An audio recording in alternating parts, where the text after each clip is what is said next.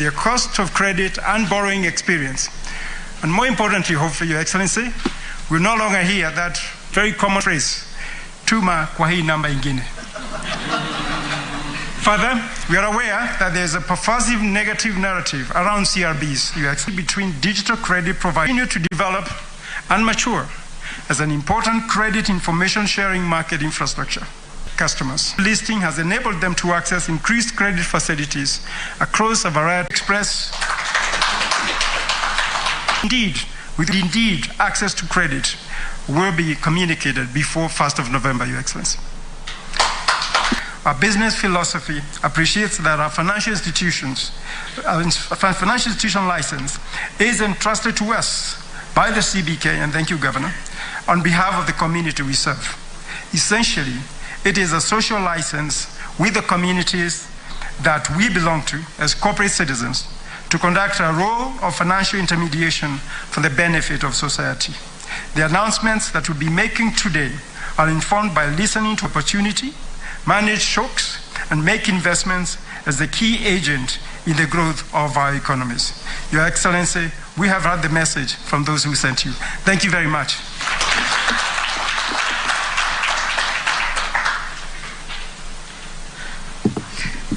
Thank you very much, the Fuliza Nation.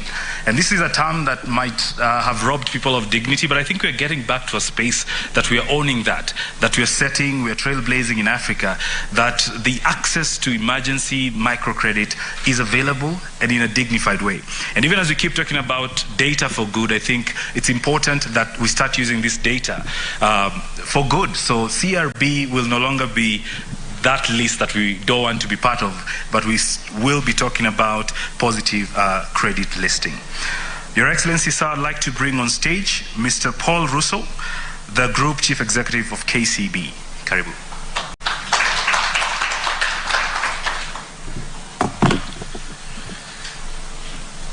Your Excellency, the President of the Republic of Kenya, Dr. William Samoei Ruto, Cabinet Secretaries present, both outgoing and incoming, and NCBA CEO John Gashora, technical advisors present, distinguished guests, ladies and gentlemen, allow me to run an abridged version of what I needed to say. First and most important, it is a very spacious occasion. Normally, to get two banks coming together in a telco to deliver an innovative product is not what many people are aware.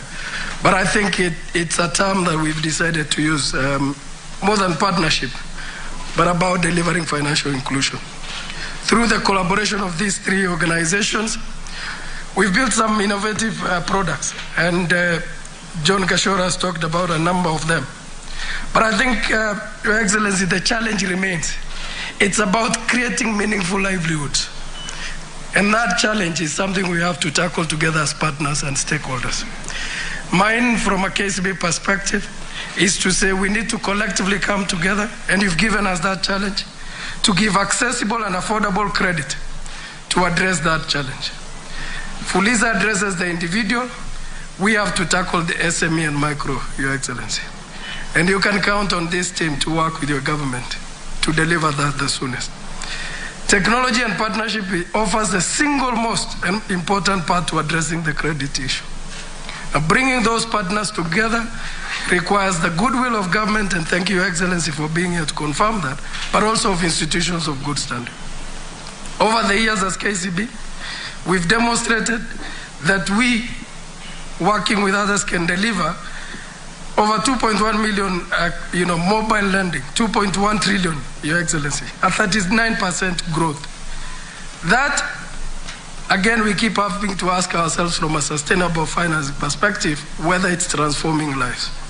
We've moved mobile lending values again to 91 billion just in the first half of the year.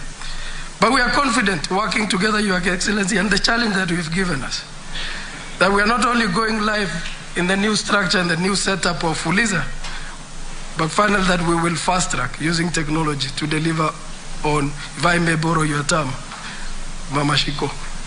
Thank you, Your Excellency, and thank you, everyone.